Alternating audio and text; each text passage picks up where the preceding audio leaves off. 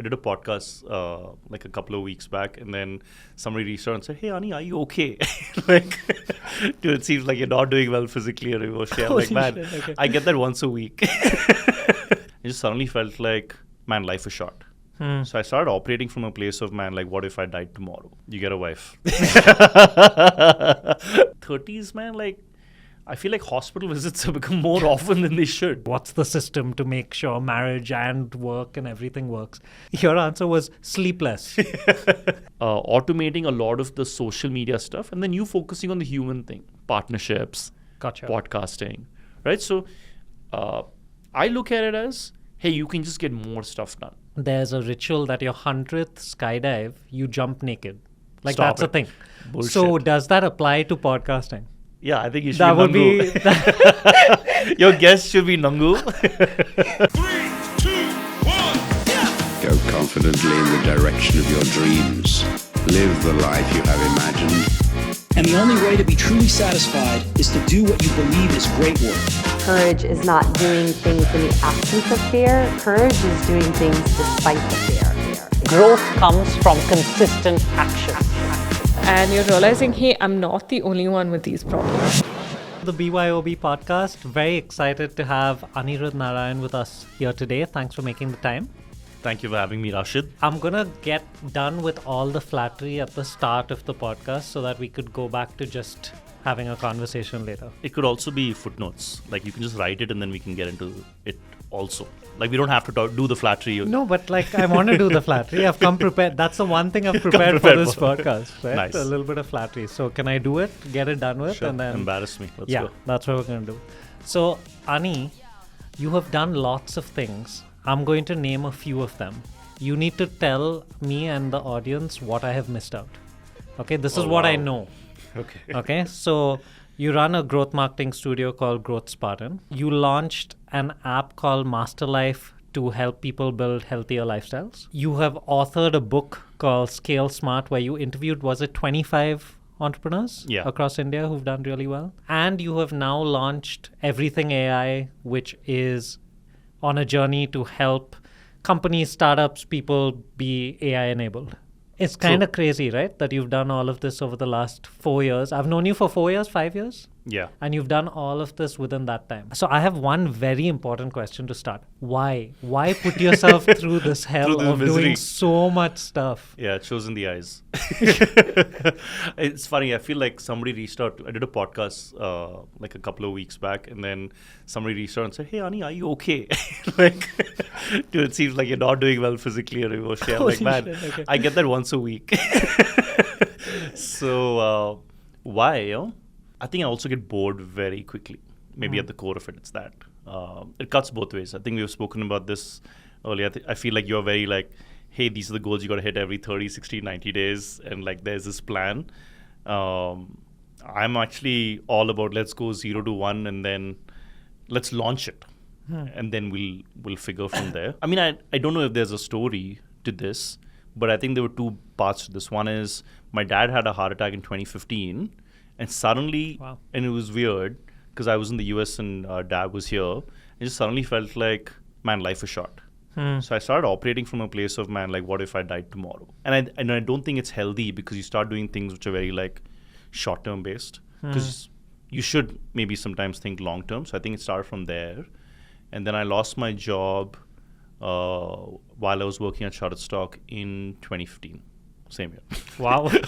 Double year. whammy. Yeah.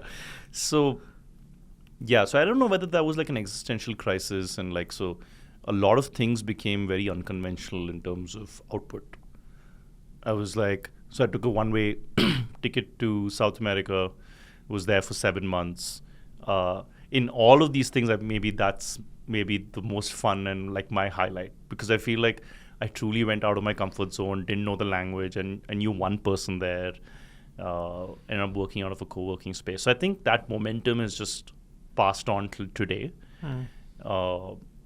I think an impatience cuts both ways, maybe. Tell me a bit more about this South America extravaganza, exploration. When did you make the decision to buy a one-way ticket to a country you've never been to, where you don't know the language, When did you make that decision? How do you make that decision? How long did it take you to think about it before you actually went and did this? Yeah.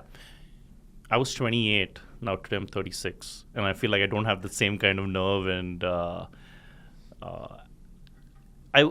mean, I think impulsive decisions that are like on a larger scale are easier to do when you're younger. I feel like you end up thinking a lot more, and maybe because of the hits that have come along the way. But I remember I lost my job in May, and then in the US they give you 30 days on an H-1B to find another gig. So I was like, I started looking, and I'm like, man, I'm not going to get a job in 30 days.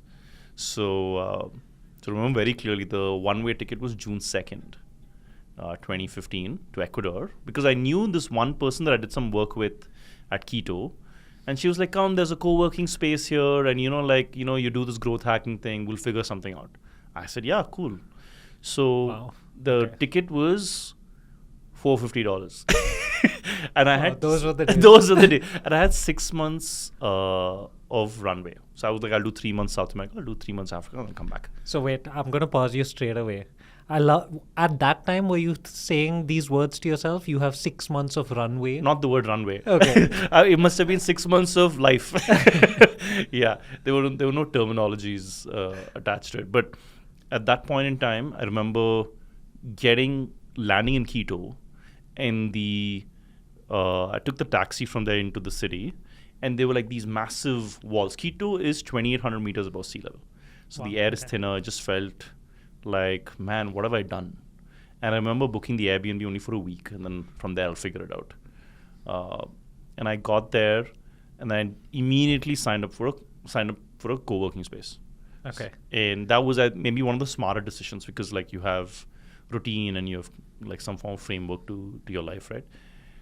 And somehow from there things really picked up. I said I'll do like a 30-minute session on this thing called growth hacking. That was 2015, and growth hacking was like kind of in its like the buzzword high. Sure. And I'd done quite a bit of like marketing and digital related stuff for Shutterstock and for Lean Startup Machine. So people loved it.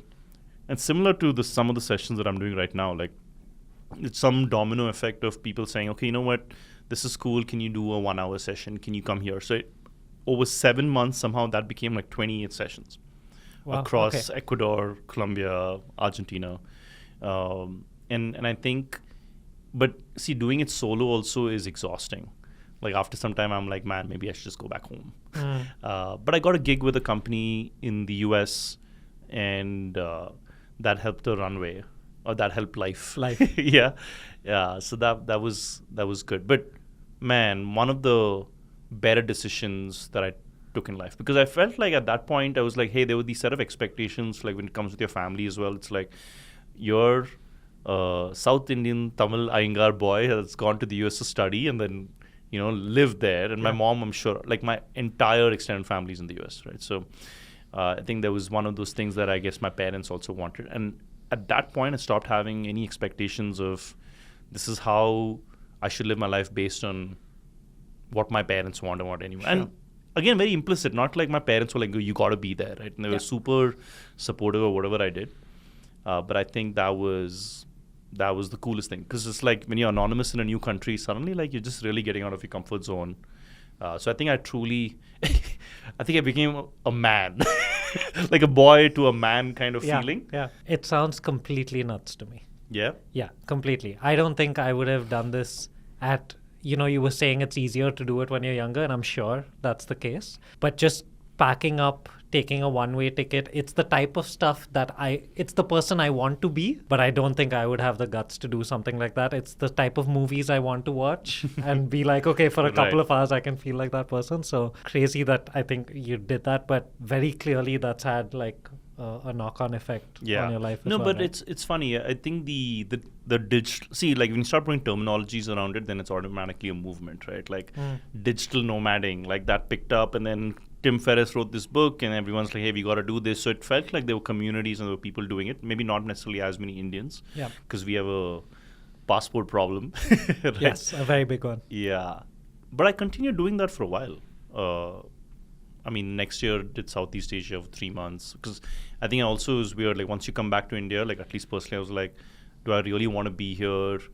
I don't know whether, this. So it took me some time to just feel at home. Like I used to complain about OTP for the first 3 months. I was like, what is this OTP, man? Like, why are you making me do this?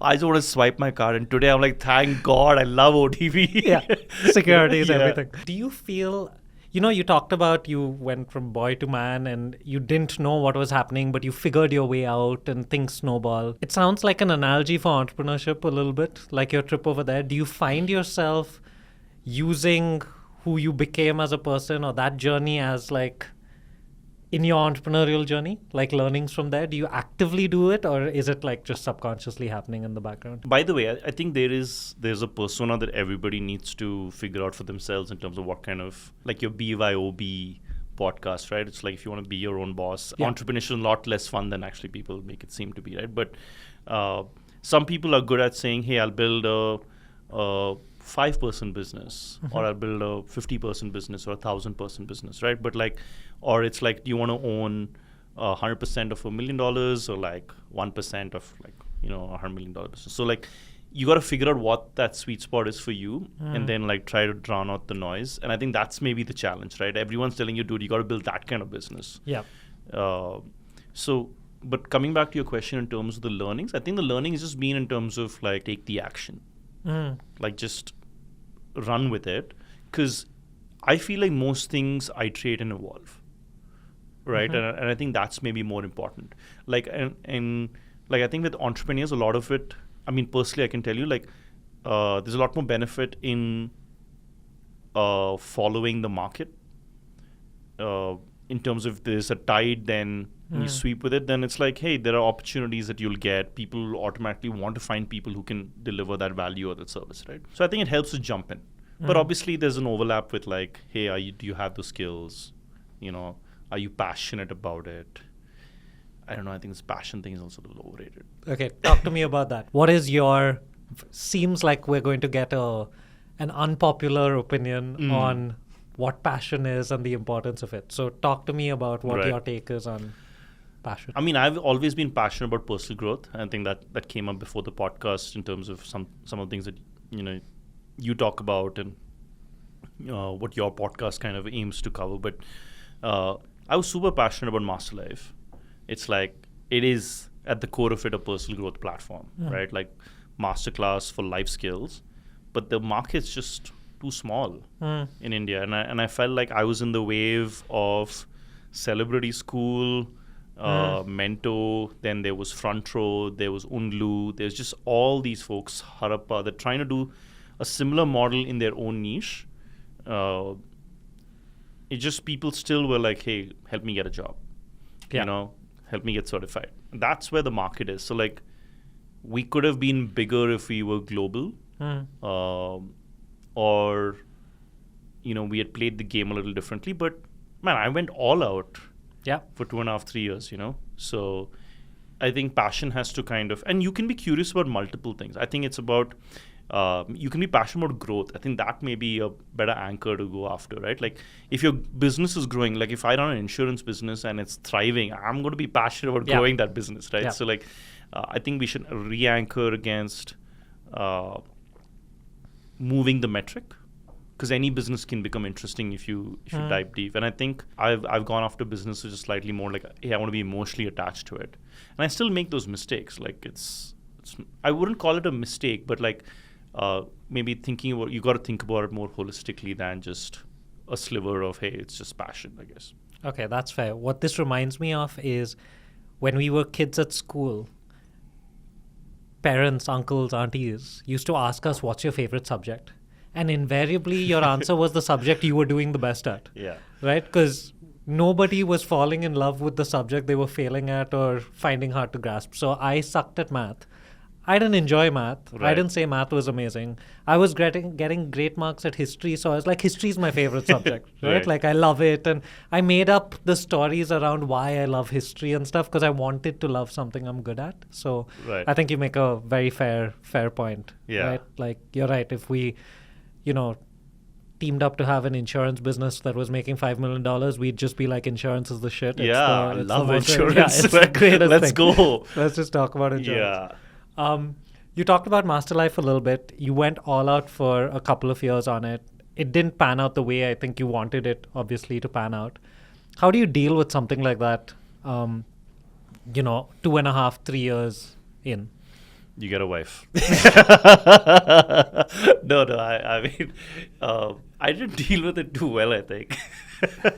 I think the biggest challenge, at least for me, was feeling indebted to, we had one person that put in money. I put in quite a bit, and then some of my family members also put in some money. So I think all of that helped. And then we had, obviously, like, colleagues and employees and stuff. Yeah. So, like, I think just feeling bad. I don't know why. There was just so much stress around, man, we're running out of money. And similarly around, man, we got to pay people's salaries, which I think is the empathetic thing to do, I think. Like, today I have a much better relationship with money, which is like, hey, we've got 3 months runway, we'll figure it out. Versus, man, we only have 3 months runway. Got it. And hence the pivot happened into like, hey, we'll run and, get the performance marketing agency going. But that was, I think, some stress that you just had to deal with. Like, I wish there was things I could tell you, like, man, like, oh, I exercised, I spoke to my family and friends, and, I would share that with my wife, but, like, Preeti is her name, by this. But, like, I think all that is maybe, like, 80... You're lucky if it's, like, 80% of, like, distributing the stress, but you still have got to go through the motions of it yourself. I think that's the tough part. Do you feel like you're over it and that you've moved on from like what happened with Master Life and what you're getting to now? Yeah, I think I've moved on with Master Life. Like, if it's a relationship gone south, you figure out ways in which you move on. The cool thing is I sometimes still look at the app and I'm like, hey, not bad, we created this, right? Yeah. So I think that feeling is still positive sometimes. Or somebody reaches out and say, hey, you know what, I'm still trying to access this course. I'm like, where did you find it? I don't see it anywhere online. How did you find this, right? So I think that gives you those highs here and there. But I've moved on.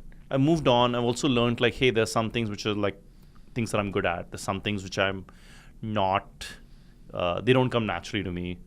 And as much as I used to be like, hey, I'm process driven and like, I have like this analytical bit. No, I like people. Like, I like hanging out with people. I like to connect with people. I think I should be spending 70% of my time doing things related to people.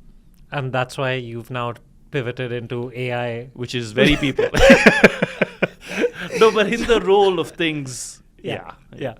But good one. That's a good one. Thanks. I appreciate it. On your reflection of your journey so far, because I think as an entrepreneur, you've gone through different types of experiences, different roles you've played with different people.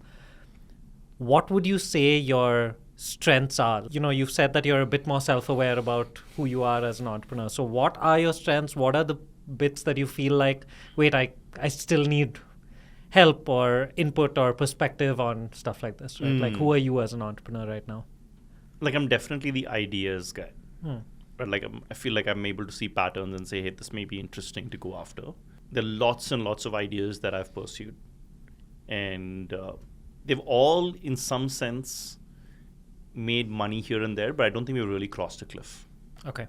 Right, so I think that's maybe my challenge. Like, hey, we built a team of like 15 people with like the performance, right? Maybe I need to work with somebody who's like, Ani, go do the sales piece, bring the dough, or just bring the opportunities, and I'll make sure, to deliver. So maybe working with someone who's more, like, the analogy that I sometimes give is like, I don't know if you watched this video of like Chris Spartan.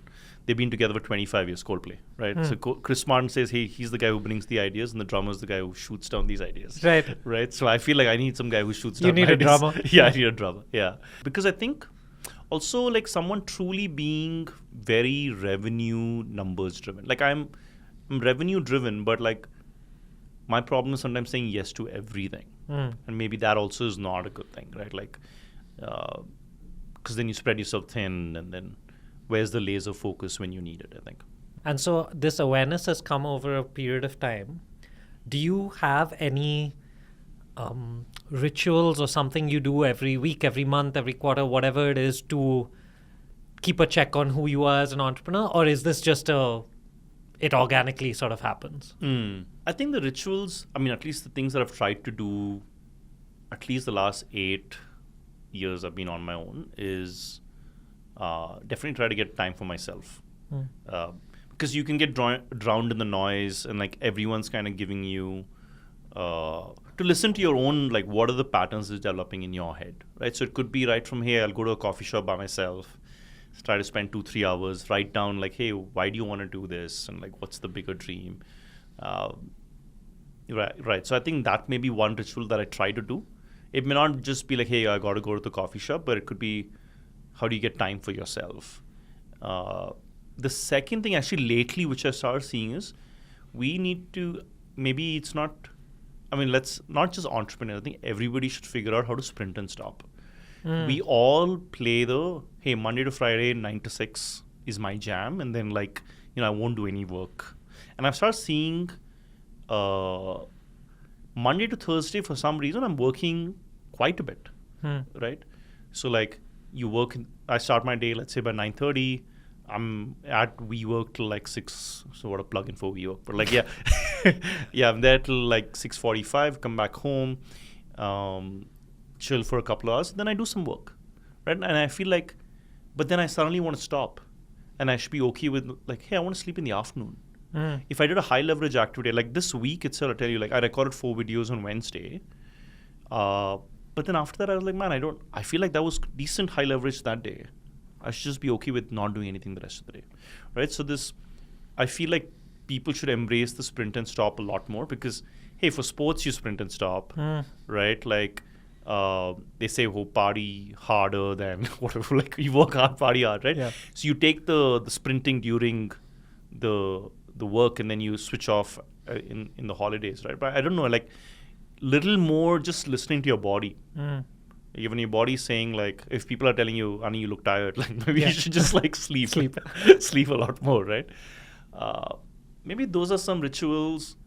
But I mean, the rest of the stuff, there's so much content around this, man. Like, talk to your friends, distribute the stress, like, have somebody that you can speak to. Like, I also sometimes I try not to take any calls between 10:30 and 4 during the week.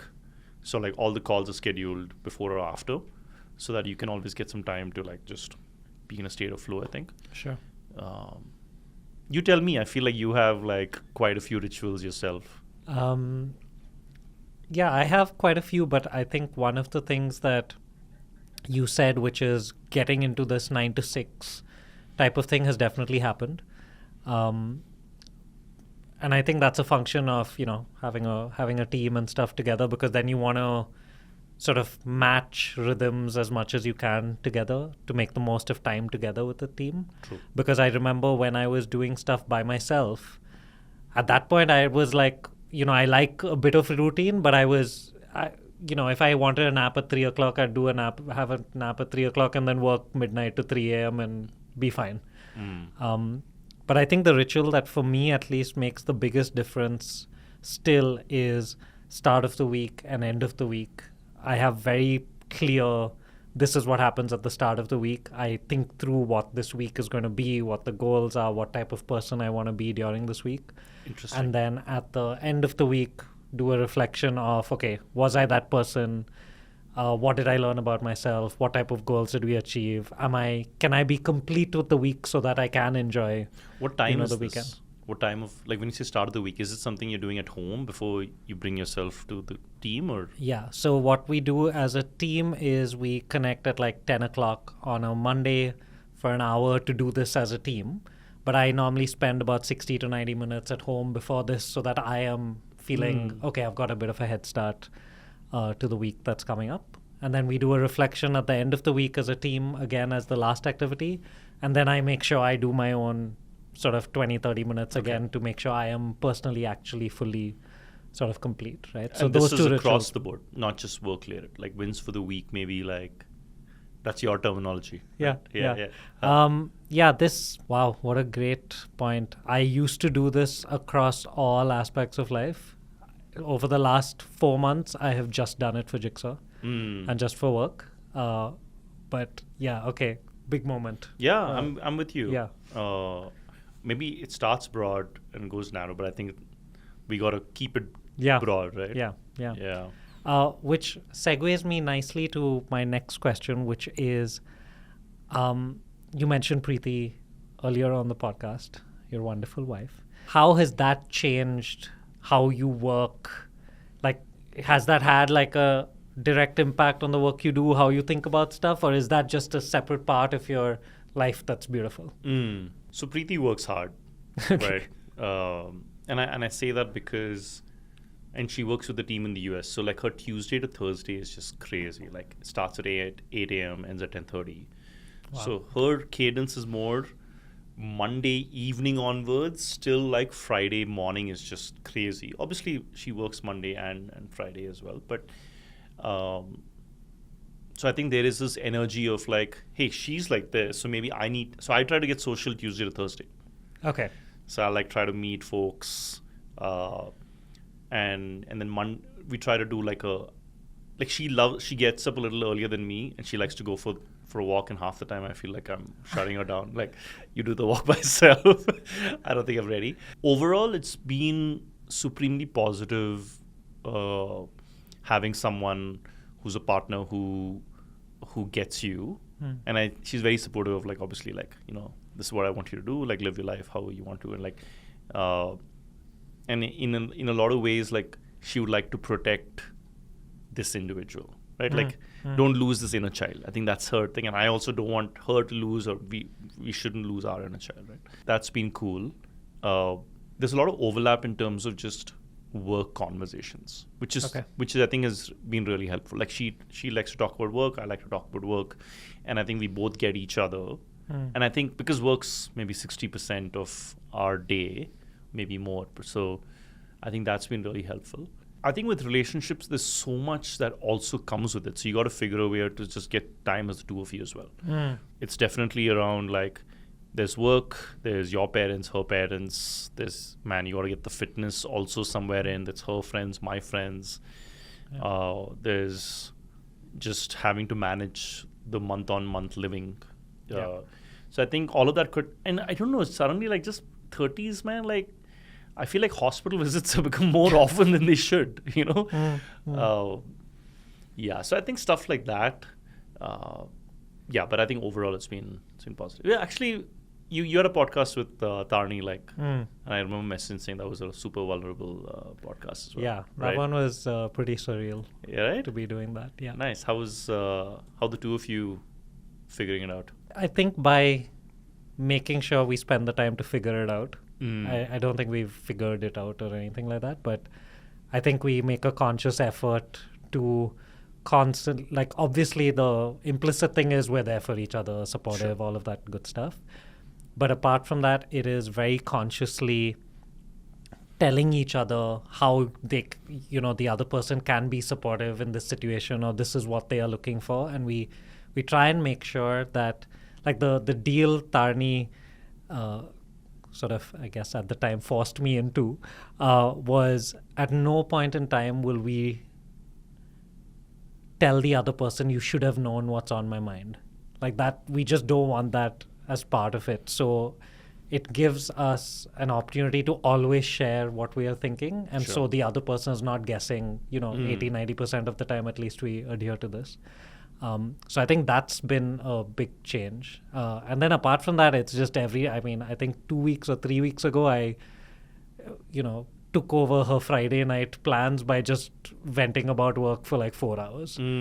Right. And so I think stuff like that obviously is where you sort of step up and just the platform's important. Like, both of you creating a platform to say, hey, you can speak about it without any judgment or rejection, right? Like, even it could be the small things. Like, let's say you're saying a few things and the other person just being 100% present. Yeah, that itself, like, it doesn't have to be you gave them 4 hours, but it's like you gave them 20 minutes, but they were here. That I think it's is a game changer. Night and day, right? Yeah.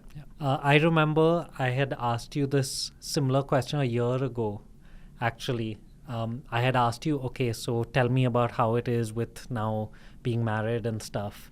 Because I was, I also like to be systems process driven. So I was like, okay, what's the system to make sure marriage and work and everything works? And I remember your answer so clearly. Your answer was sleepless. That was your answer. You're like, something's got to go. Sleep's the thing that's going to go. Right? No, actually, I think the focus answer was get up 1 hour before your wife. Correct. Yeah. That's what you eventually got to, right? Yeah. You get up 1 hour before so that you can prep for everything and then you're good. Yeah. I've been failing miserably. Same. I get up, I think, an hour after. Yeah. Okay. I want to fast forward now to everything AI and what you're building right now. So obviously the AI space is booming, just like maybe growth hacking was a word in 2015. AI is the word and the term right now. So can you tell me a little bit about how you even thought about everything AI? What's the vision behind it? What's the philosophy behind it? I mean, I ideally want to do something which is product related and not services. And I was trying to figure in all of these things, I feel like the ones that have truly won is whether the product wins or not, the platform wins or the marketplace wins. So I was like, hey, can we do something which is in this space, which I get? And when I get, it's like, which is 50% of my skill that I can bring consistently to the table. So I think it started, obviously ChatGPT came out in November, and then I started playing around with the tool. And then I started looking at like, hey, there are like 300 tools that have come out in the last month. And then suddenly it's like, man, 1,000 tools have come out in the last 3 months. And now it's like, hey, we're at 5,000 tools in the last 7 months. It's suddenly, and I remembered, I started looking at a lot of these other platforms, like G2 Crowd made $86 million last year. They've raised $150 million at $1 billion valuation. AppSumo made 85 mil. Captera, Software Advice, all these like software comparison platforms, they're doing 20-25 mil. And there was another, I would say an AI discovery platform that was launched in December of 2022 that I know is already doing $40,000-$50,000 a month. And I'm like, man, can we, and I know like with any place you can have 2-3 platforms or products coexisting and still being able to thrive in that market. So I was like, I think it's time for us to go all guns blazing, right? And can we add our own marketing spin to it?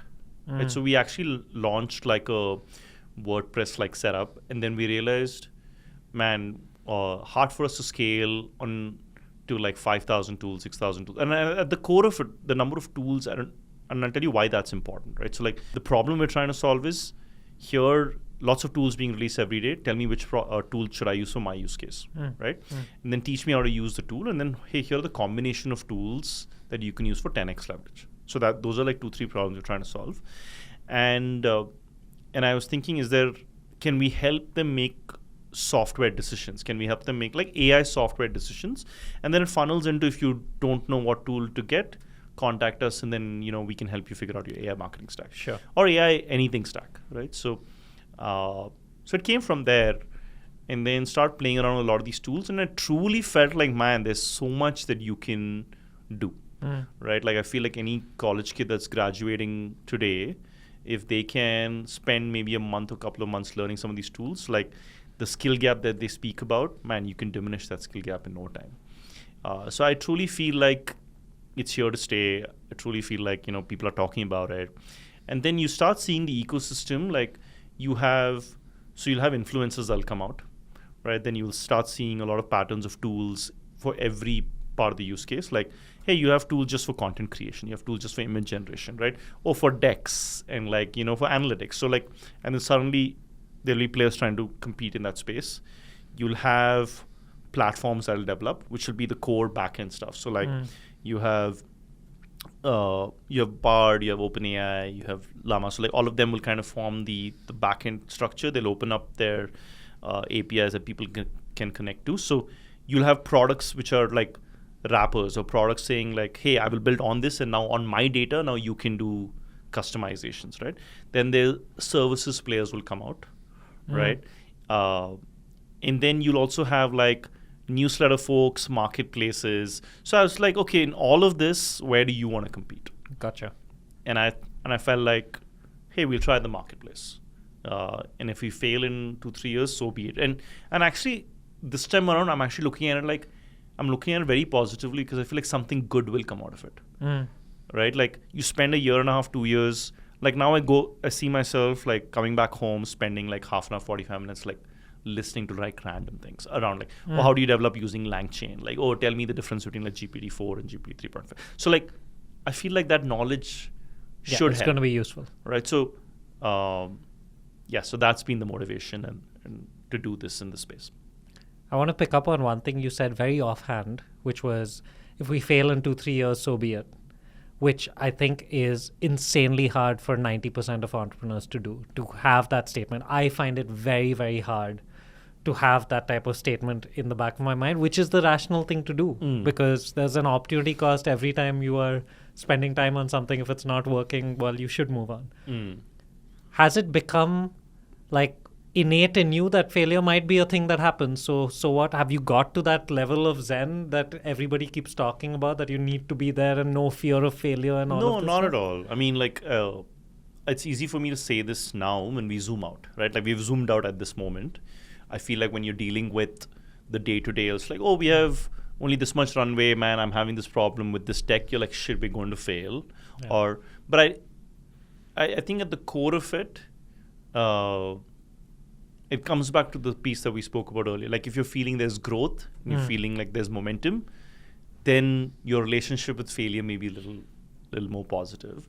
But if you feel like there's some sense of like limbo or things are not moving, that's when it really feels like, man, like what am I doing? Yeah, but I don't think I'm zen. I don't think anybody is zen. I don't know how they are zen if they are, because it seems... I mean, I am able to get to that point, at the end of the week for a little bit. Like you feel like, oh, I'm complete with my week, right? And then that's it. Then it goes away. And then you're back to the grind. So I guess, okay, that makes sense. What gets you anxious, if any? What gets me anxious? I think so. Recently, one of the big things that got me anxious is making a clear decision in terms of timelines for the model that we are pursuing right now. So Jigsaw's focusing, I think, 95% of our attention, if not 100, on scaling our community membership, because we believe that's the way to impact the most people. I think I had a conversation with a mentor of mine a couple of months ago where the first time out loud I said like the words, I am going to give it this much time to see how to make this model work, and I'm going to go all in for this much time. And then if it doesn't work, then I'm going to have to pivot and see what the other model is. And I think just saying that out loud, or getting to a point to say that out loud, gave me a lot of anxiety, because so far in my head, it's been, I guess a little different perspective from you. Mine is like Jigsaw for life. This is my life's work, right? This is what I'm going to do. So to say that was like a little bit. So now every now and then I keep reinforcing it to myself, saying it to friends, etc., trying to normalize it. And that I think is helping quite a bit. But yeah, that was literally, I'm getting that feeling that I was getting back then when I said it out loud for the first time. Interesting. So that was tough. Can I add one thing on the ritual side of things, which you had brought up earlier? Yep. And this is maybe the last few weeks. Is I mean, we don't live very far from where we work, which I think is a huge win for anybody. Yes. Right, especially in Bangalore. But I've started walking to work, and I remember when I was in my 20s, I would listen to like motivational stuff in the morning. It would be some like, I don't know, Lionel Scott, Ben motivation. Like he just put a collection together, and it's like and I've started heading to work, listening to that for 20-25 minutes. And I kid you not, I listen to it when I'm headed to work, and when I'm coming back home, I listen to it. It changes the dynamic for at least 2.5-3 hours. Got it. Which I think is pretty solid. Great. Right? Like it almost feels like, hey, there's this juice you've injected, and you're good till 12:31. Yeah, that's right? good. And then you're good from, once you're heading back home 6:45, you're good till like 8:30. Yeah. I think, honestly, That's I feel great like it's, return. yeah. And you're walking, suddenly it's like, hey, I got like 6,000 steps today. It's just too much noise in the world. And I feel like if you can listen to like something positive in any sense for you, Yeah. because I got reminded because you said, hey, this thing out loud, if you can figure out to say that to yourself on an hour, Yeah. whatever frequency that is, it might actually, then I think like, sure, there's some universe play and all of that, but at least you'll feel positive. Yeah, I think what you said makes a lot of sense, right? It gives you that 2.5, 3 hours, and that's good. That's good enough, right, to keep yourself going. I have one question that has been on my mind, and I'm sure the listeners as well, right? So AI has come out, basically the AI world and the advocates of AI tell us that it's here to save the world, right? And it'll help you do a lot of things 10x better, 100x better. You're silly if you're not using this tool. Why aren't you just using this tool and getting all your work done? Okay, one of the pain points a lot of entrepreneurs have is they want to constantly generate leads. Okay, and so they want to solve the leads problem. Okay, can you walk me through pick any type of business of your choice? Okay, because there are so many out there.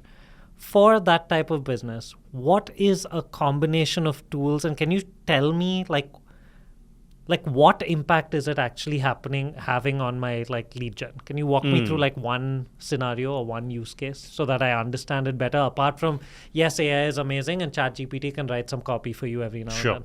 Yeah. Okay. Sure. Let's go. So actually, let's take this podcast itself. Right? You're doing a video podcast. Yeah. I feel like video podcast is very it's the right thing to do today, because from a leverage standpoint, you can, hey, I've created this content. There's, let's say, jigsaw branding, you want to show it, right? So let's say you have 1 hour of content, right? Yeah. And I actually tell a lot of folks on the B2B side, what is your biggest challenge? Hey, I need to get a foot in the door with these CHROs or CROs or CEOs or whatever, right? Perfect, yeah. Do a podcast, do a video podcast, interview these folks, right? So strategy is still coming from humans. I think you could definitely ask ChatGPT or equivalent saying, hey, what should be my marketing strategy? But I think today, pattern thinking wise and feeling, what's happening, I think it makes sense for you to come up with a strategy, right? So now let's say you came up with that. Now there are different aspects of the video podcast, right? So there is, what are the topics you should be creating, right? Actually recording the content. There's editing. There's repurposing. Yeah. And distribution, right? Now you got to figure, where can I apply AI in all of this? Gotcha. Right. So now let's say with the podcast, we're lucky we're doing this in person today, but you could use a tool like Podcastle.ai. You could use Riverside, which is not AI based, but they make it easier for you to record this content. Now, there are some really cool AI tools which would be like, okay, now transcribe this content, convert this into a blog post. Gotcha. Right. Now you want to convert that into a blog post. So what you could do is, hey, here I input the transcription and then say, give me a 100-word summary. That you could do. So nobody had to write that. Now you have the 100-word summary. You could use a tool like Steve.ai or Pictree, which will convert that into a video, which you could use as a storyboard if you wanted. Right. Then you have TooShort.ai, which can be like, hey, I've uploaded this video, break it down into shots. And it breaks it down into 50, 60 shots in no time, right? So editing piece can be taken care of. Then after that, it's like, okay, now we have both of this. Now do you want to translate that in different languages? You can use another tool like Dub.ai. So in the podcasting stream of things, now let's take the same thing for social, right? One of the things that we try to do for a client was, let's say I want to create a 30-day social media strategy for Jigsaw. I can use AI to give me creative ideas for what the 30 ideas need to be. Keep iterating to finally give you content for those 30 ideas. And then you'll realize patterns like, hey, out of these 30 ideas, maybe 10 are scalable. A giveaway you can do every month. There's maybe a product spotlight you can do every month, right? There's a customer testimonial every month. Now you have that content piece.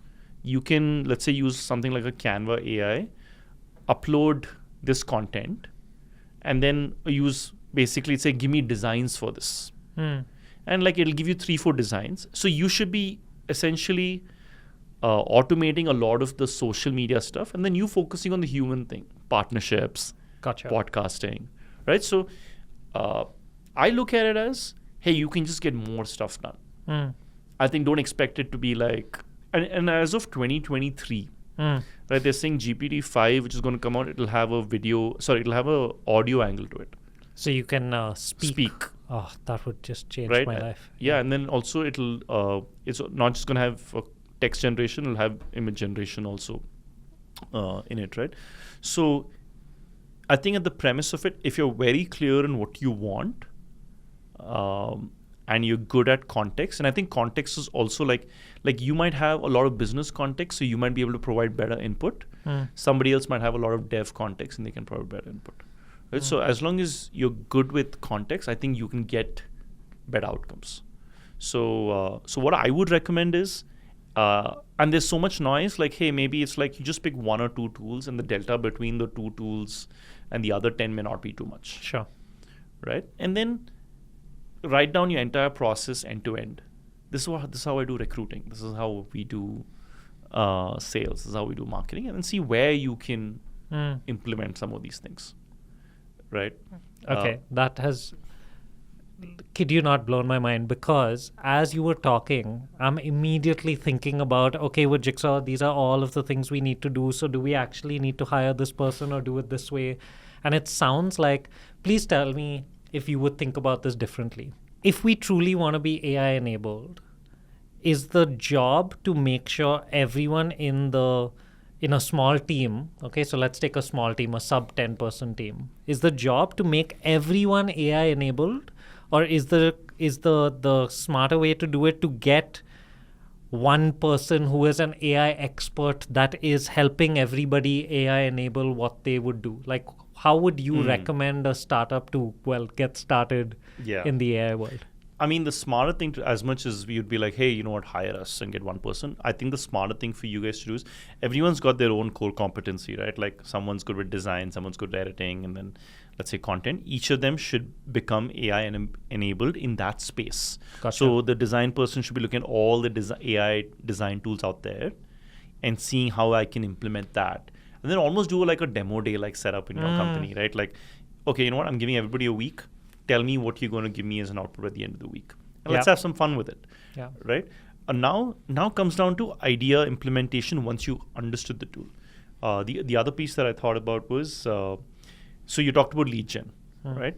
There are a lot of people do this on LinkedIn, which is, hey, I've created this like 3,000 VC database, or like here's a Notion template of like everything. Comment with email to get it. Right? Yes. You mean you can play that game, but let's go into the details of creation of that. Right. Today, creation of that you could do very quickly with AI tools. So there's a tool called browse.ai. I can literally click on different things on our website and scrape that information. Notion, you could, let's say you have a Notion template, and then you want to create like an entrepreneur's guide, especially in your space. It could be like, hey, here's what you need for 0 to 1. Now that content creation for all of that could happen with AI tools, right? Gotcha. So lead gen, so I think it makes sense for you to go further than do medium. So what that means is, hey, why don't you focus on maybe creating a book or a Notion template versus creating a blog? Because everyone will play the medium game of like, hey, I'll put out 4 articles a month, 8 articles. You know what? I'll do a definitive guide. But now the definitive guide I can have ready in a week. Gotcha. So you just have to figure out how to apply that in your business. I'm guessing the people you've been speaking to about this type of stuff are as excited as I am right now, right? Because as we're talking, I am already restless about, oh my God, we haven't done this already. So are you sensing that type of excitement? Is it balanced by people being reserved about this and saying, oh, it's all just hype? Like, what is the sense you're getting from the people you're speaking to? It's funny. A lot of enterprises for the first time are moving super quickly in this space, and which is rare. Like, you'll always see enterprises coming in late. Yeah. Right. Like, whole crypto movement happened, like blockchain tech being implemented, I think like 6 or 7 years after the movement, right? Like, similarly with like AWS implementation, I think they came on 2008, 2015 is when the movement really picked up. I think for the first time with AI, it's like all enterprises are coming up with, like, Google has its version, Facebook has its, open sourced LLM. I know and then within the Microsoft ecosystem itself, like all these tools we speak about, they're trying to figure out where within the ecosystem everything is available, right? So I'm seeing people be, for the first time, hey, I need to do this, but also maybe giving up a little quickly. Oh, I tried this prompt. Hey, you know what? It didn't work. Yeah, okay. Like, it doesn't give me the output that I want. Forget it.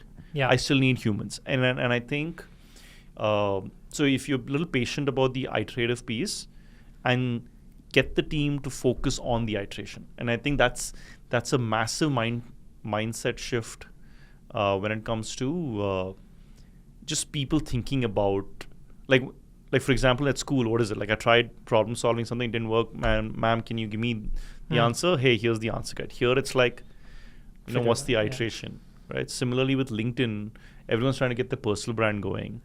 Man, Rashid, you should put up like 20 pieces of content. Each post, if you're willing to iterate and saying like, I tried this recently, which is, I wrote some post about like London, some back in the day, which did quite well.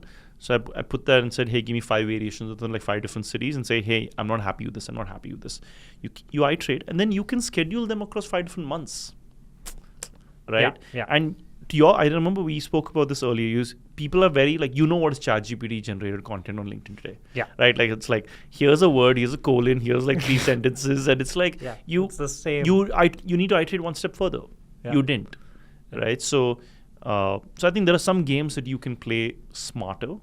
But yeah, I think coming back to your point, I think you should get everybody to be AI enabled, because they'll all come with ideas to you rather than one person coming with ideas. I think. Okay, fantastic. Thank you. This is going to mean that I have to think over the weekend. Thanks a lot. Appreciate Giving it. you some homework. We tend to do a little fun segment every podcast called Jaldi with Jigsaw. Jaldi with Jigsaw. Wow. Thanks. Love it. Thanks. Not much iteration happened for that, the name of that segment. So we call it Jaldi with Jigsaw. It's just rapid fire questions. Maybe I can throw a question back at you. Oh my God, let's do that. That's a much better idea. So 1, 1, 1, 1, and we stop at 7. Yeah, cool. Okay, if you're keeping count, let's do it. But you can't ask the same question back. Like, Done. That's not fair. Done. Okay, cool. Let's go. You want to start? I can ask you a question. Okay. What's your favorite day of the week? Thursday. It's a work from home day. Okay. So I have my whole setup. I know exactly how I'm doing it. Also, it gets me excited about Friday. Like, I really enjoy Fridays as well. So it gets me excited. So yeah, I guess Thursday is my day. Thursday is a great day. Thank you. Yeah. Question for you that I have thought about. I'm not stalling at all. I've thought about this question. Sure, let's Here's go. my question. It's coming up now. What is the latest show you have binge watched? Too hot to handle. Somebody had to tell the truth. Yes. Everybody's answers, I think, have been like, oh, well, this self-improvement thing that has come up. no and I really chance. want to understand. No. Enough self-improvement happens during the day. I want to watch some brainless shit. And I have binge watched that without anybody. Usually, like, you'll watch that with like your wife. Nothing. This is me. You just go ahead. It's happening. And I'm on my laptop. I'm like, oh, okay, interesting. Yeah, this person's attractive. Or this person's like terrible. Like, yeah. Nice. If given a chance to have dual citizenship, which other country would you want to have as citizenship? Oh, this is what dreams are made of. So I have 2 options. Okay. One is Malta because it gives me citizenship. It gives me global access. I've actually gone through like how much will it cost to get it and all of these things. Seems affordable. No, it's not. That's why I've not got it. Yeah, it was, yeah. Yeah. And then the second one is New Zealand because that would be my dream, to live in New Zealand. Oh, that'll be cool. Yeah. Away from everyone. Just far, far away from everyone. By myself. Lord of I the want to Rings play houses. Catan in New Zealand. Like, that's my dream. In a wheat field Oh, with wow. sheep on the side. So have like a live Catan live set simulation. going on, and then play Catan. That's the dream. Nice. Who is your biggest cheerleader? My mom, surprisingly, like very unwavering. What do you mean surprisingly? I mean, your it's- mom. Yeah, when I say surprisingly, I usually go, hey, your wife.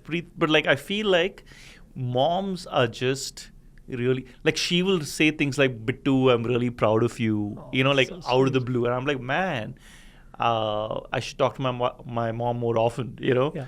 But yeah, for sure. What's your favorite restaurant in Bangalore as of now? So it used to be Samarkand and then it shut down. Oh, shut So, down. yeah, my favorite restaurant does not For exist. biryani, in- no? Yeah, for biryani, nalika. Anyway, I can go through the whole Really? menu. Wow. Yeah. Favorite restaurant? What a great question. Okay, so there's this tiny place in Indranagar, Double Road, called Kitchens of Joy, and they do Calcutta food. Ooh. So you can go there and have luchi and rolls and stuff like that, and it's super tiny, and you come out having a great meal for like $300. Love It's it. like I love it. It's I'm gonna it's ask you probably again my after favorite. this. Yeah, I'll Gmap. If you had to predict how many more ventures you will start over the next 10 years, how many do you think it is, considering wow. you've already started 3, I think? An ideal scenario would be is I don't start all of them. Like it's like, hey, you seed the idea and somebody else starts, and then it's like Gotcha. you help them, because it's also context switching. You don't want to do too many things you're starting, right? Like it's like there is a founder, there's a CEO, there's a team, and then it's like you figure out ways to empower them. I actually firmly believe I don't think I'll stop working till like I'm 75. Like this retirement thing, I don't care about. Like even if I made good money, like people, I speak to a lot of friends and they're like, hey, I'd like to retire by 40, I'd like to retire. Yeah. I'm like, bro, we're not stopping. Like if we're lucky, we'll live another good 40 years. Mm. And like you're going to get super bored very quickly, right? Yeah. So I would say maybe 5 years, maybe a couple. No, I think 2 is a lot. Maybe I'm hoping 2 it is a reduces. lot. Yeah, maybe I'm hoping it reduces. But yeah, I feel like something adjacent will happen. Gotcha. How many podcasts do you think you'll end up doing by 2024 December? 2024 December. Okay, mental math. I think we'll make sure we do at least one a week. I Okay. think we're in it for the long haul. Yeah, for the podcast. Yeah. Okay. Nice. Phew. Okay. That's 50-ish next year, and we've got a few weeks left. Oh my God! You Wow. got 4 months. This is crazy. I Hmm. guess the answer is around 70, 75. So at the end of your timeline, we should be celebrating episode 100. Maybe we'll get you back for episode 100. Nah. What do you mean no? You should get someone who's at at the 100th episode, it should be like, how do we get Narayan Murthy made? Right? Like, it should be No, that but level. Narayan is already here. Oh, love it. Thank you. Love it. Thank yeah, you. yeah, yeah. Thank you. But yeah, I don't mind. It could be like a 4-person. I can just be here. And then you With can- Narayan. Yeah, with Narayan. Narayan, Nandan, Yes. you and me. Yeah, We'll perfect. just chat. Yeah. Okay, that's a sounds great idea. amazing. Yeah, yeah. 80 per 100 would be cool if yeah. you guys get to it. It would be very cool. So when you go skydiving, there's a ritual that your 100th skydive, you jump naked. Like Stop that's a it. thing. Bullshit. So does that apply to podcasting? Yeah, I think you should That be would Nangu. Your guest should be Nangu.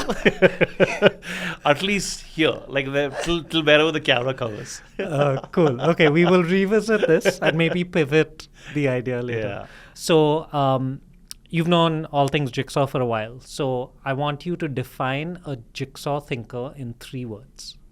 Maybe 3 phrases. Okay. Because I feel like I'm just not hard We'll for me to go. cover. Yeah. We'll go with 3 Yeah. phrases. Solo entrepreneur, seeking to scale, Mm. community at the core, looking for a community at the core of it. Yeah. Right? Yeah, nailed it. I hope we're making notes. We're going to use this now moving forward. Thank yeah, you. but no, I think what you guys are doing is super cool. Thank you. I think community is absolutely the future of how I think people are going to build. I mean, you're seeing that in your own community, how people are building communities and scaling, right?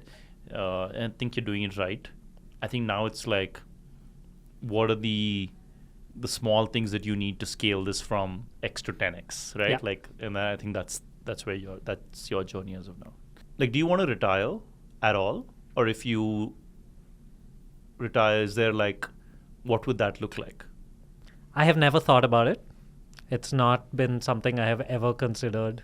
This whole retire at 40 or 60, it's never come up for me.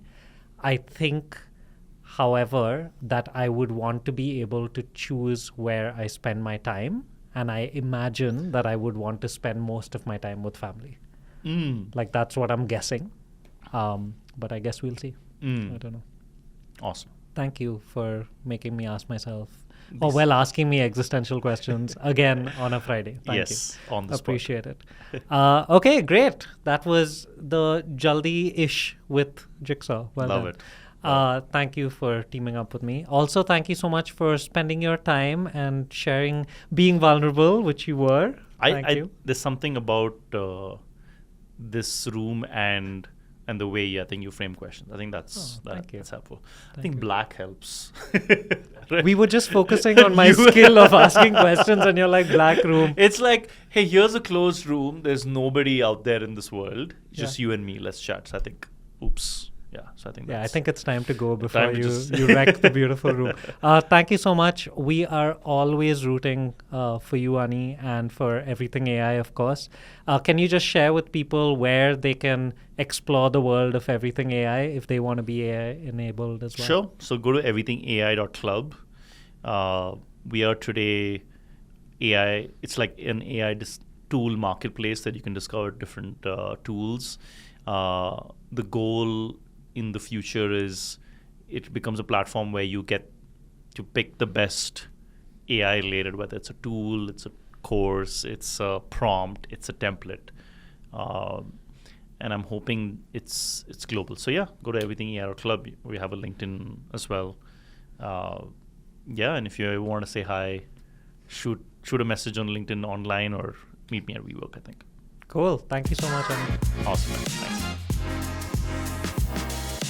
So I hope you enjoyed this podcast. We're Jigsaw Thinking, home of the self-starters. If you're interested in being your own boss, head to jigsawthinking.com or drop us a DM at Jigsaw Thinking on Instagram.